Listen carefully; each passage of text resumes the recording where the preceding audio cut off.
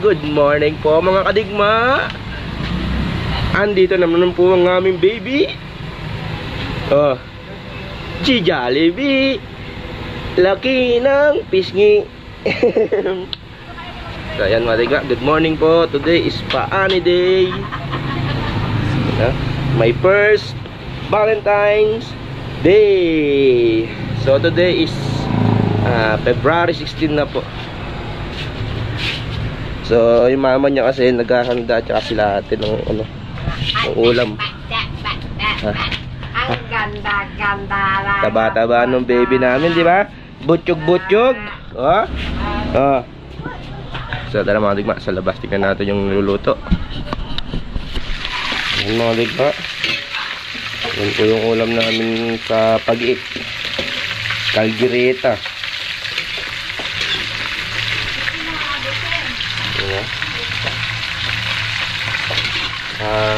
Almusal yung tanghalian. May iba naman. Yan, nagagayak-gayak na rin yung gamit pa sa harvest tayo ngayon mga digma. So yan na mga digma, ready na. Saan kayo ka pupunta? Saan kayo ka pupunta? Pupunta yung ligaw-ligaw niya ang Muay Thai. Saan ka pupunta? Para, nilibad na. Tatanong ka lang ano, baka pupunta. Saan pupunta? Kanino bukid? Radyo kasi. So let's go. Kasama din natin si Batang Kadigma. Ayan, si Boy Boy. Laki na, di ba mga Kadigma? Tara mga Kadigma. Doon muna po tayo. Bili muna tayo dito. Bye-bye. Uy!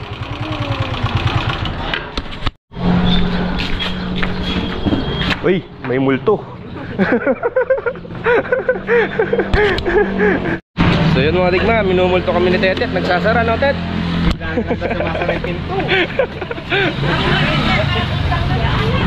Tara, lutong na po tayo. Yung kayo, pinatanggal ka agad yung gulong. So yun, dito na tayo mga digma. Pinapalit ko yung side wheel ko, ayaw Tanggal, hindi pa naman tanggal na yung gulong ng kariton niya. Ito mo rin ba? So andyan na rin po yung mga nag-harvest natin, kumakain na. So halos kararating lang din namin. Andito na rin yung aking tarong. Oh, malalaglag ka dyan ha. So siwa yun mga digma, nag-i-spray. Medyo napasukan kasi kami ng hanip, pero hindi naman ganun kalala, nagapal. Yan si Batang Kadigma oh. Hello, Jobat, marunong kami magpalay. Malaki pa sa akin. Dati mga Kadigma doon sa JSLT official, doon sa dati kong group YouTube channel, maliit lang siya no, kung nagtitikas kami ng okra. Ngayon halos malaki pa sa akin. Nakapalo yun eh. Yan yung bukid namin boy. Wala pa siguro sa kalati yung bukod natin. Na? Kahit po tayo mga Kadigma, almusal. Gawin nyo na lang ilangaw. Dito ang mangulken mga nareta. Oh, punta. Punta na po ko dito. Kahit po tayo. Hindi ay alip. Ano ko ngayon? Ano ba yun? Ibang mga plastic. Eh, tatakpan da nga at masyadong malango. So ayan po mga Kadigma, andyan na rin mga hilador. Si Never Been Touched. Kanin ulam. Sige, kakakain lang. Dati pang kanin. So tara mga Kadigma, gahatid muna namin ni Batang Kadigma ng inumin yung nag-harvest. So bali nag-umpisa na po sila kasi ang umpisa ng pag-harvest is 10 alas 10 ng umaga para tagtagambog hamog.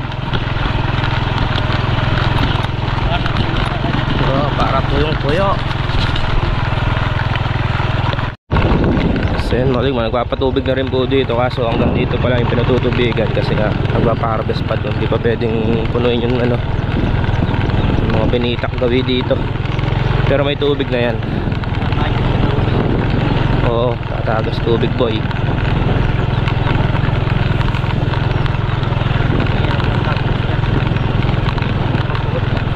So ayan po mga digma, na-harvest na po itong sa may tabi ng mga patutubigan. So ayan po yung palay namin. Ma-harvest natin dati pa rin.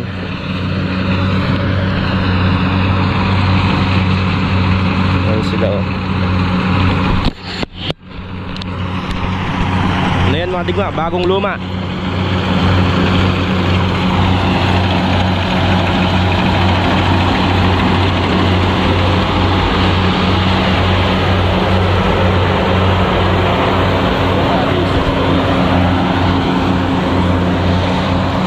Bali ano na to mga digma, 120 days. Kaya tukol na. So bali may kasabayan yung doon sa may dating kubo. So bali mauuna muna to.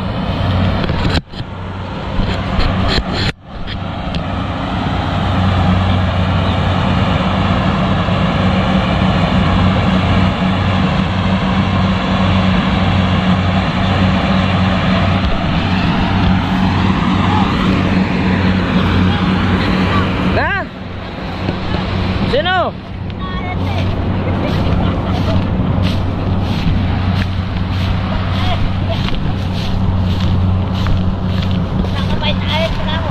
Na? Ito po yung pinakabalitang ahente sa amin, pinakabarat. Si Boss Onyok, hindi si Conchal yan mga digma. So yan mga digma, mag-ano na ulit siya, magte-testing siya. May pan-testing kasi sila mga digma na kung gaano yung price ng palay. Meron silang mga category kung gaano yung pagkakadry ng palay, doon sila bumabase sa presyo.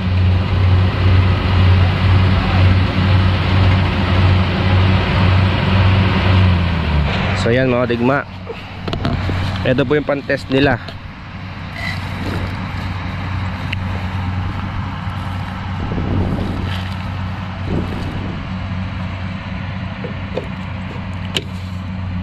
You know? Yun, ma-share ko lang din po sa mga nagtatanong. Isa po sa mga ahente na tumitingin sa palay ko yan, taon-taon. Di alam naman niya mga digma yung quality ng palay namin taon-taon. Kaya laging andito yan pagka magpapaan. Tingnan mo naman mga digma oh, 50 pesos na yan ah. Puno ng compartment. Kahit di ka na bumalik, may panggas ka na.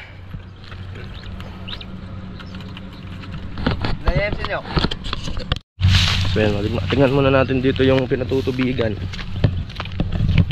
So bali yung ano mga digma ngayon, yung palays, yung kalakaran ngayon, kahit sa balita bumaba yung farm gate ng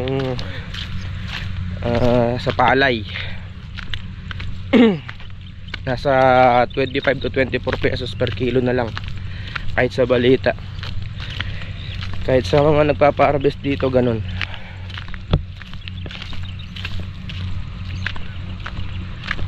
So bali pinatutubigan lang dyan.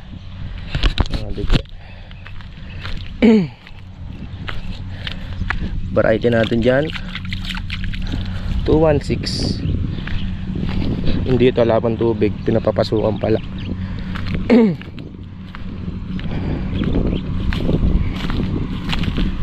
Kasi nga nagpapa-harvest nga doon para hindi magkatubig ang pinaharvest.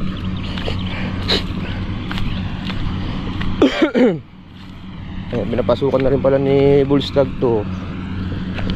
Pero pagik naman na.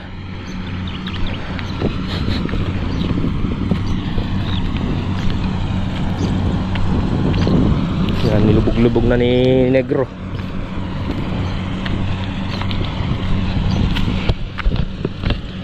Lahat ng insekto, damo, patay niyan mga digma.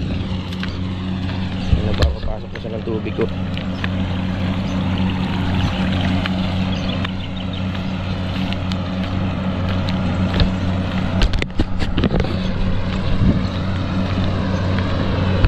So yan, pangarap ko lang sa palay kahit yung dating presyo lang. Alam ko naman din bumaba yung presyuhan, pero alam ko naman yung quality ng palay namin. Bali bumaba siya ng 2 pesos na dating 27 to 30 pesos per kilo.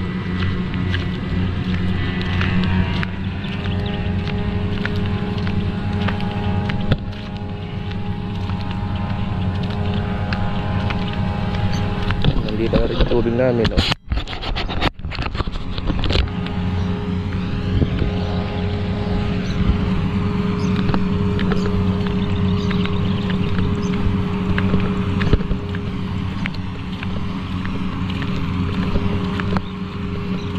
Nakapag-spray na rin sila ng pandamo dyan. Ayan, napatay ni damo, oh.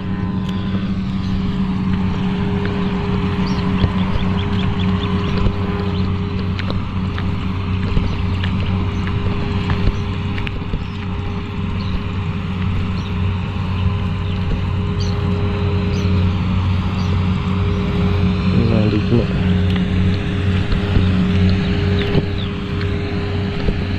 Pagkayari niya, yun doon naman sa tabing kubo doon.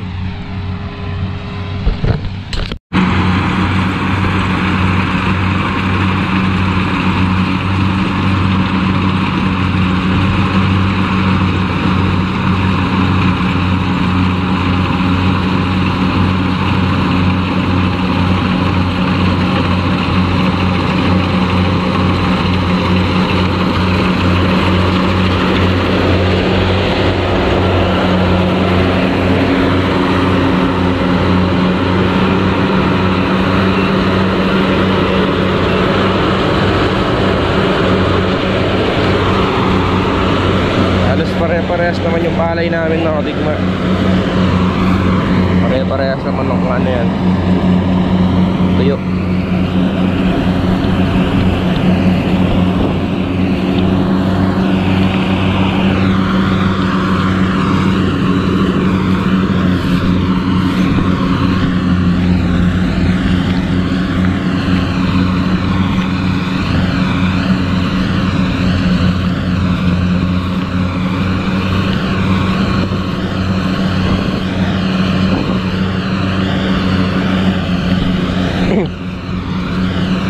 Medyo nagkadamo to, eh. Medyo natuyo kasi ng konti yan, kaya sumingaw yung konting damo.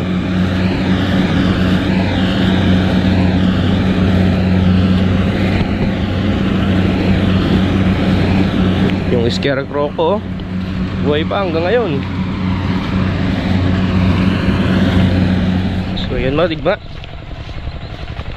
So dito na po tayo sa kabilang pinaani. Yun, bali papatubig na nga, yun nga. Halos lahat na yun may tubig na. So punta tayo dito sa kabila. Hapon na ako nakapag-vlog.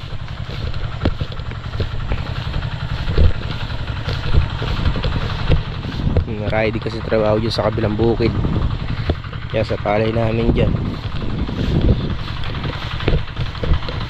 Hindi naman tayo yung vlog-vlogan lang, eh. Nga.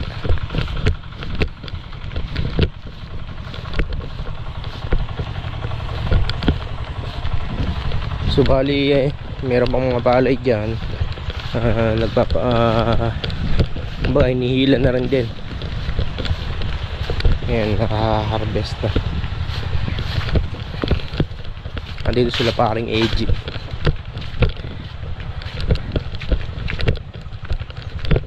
Na-harvest na, mga digma, diba?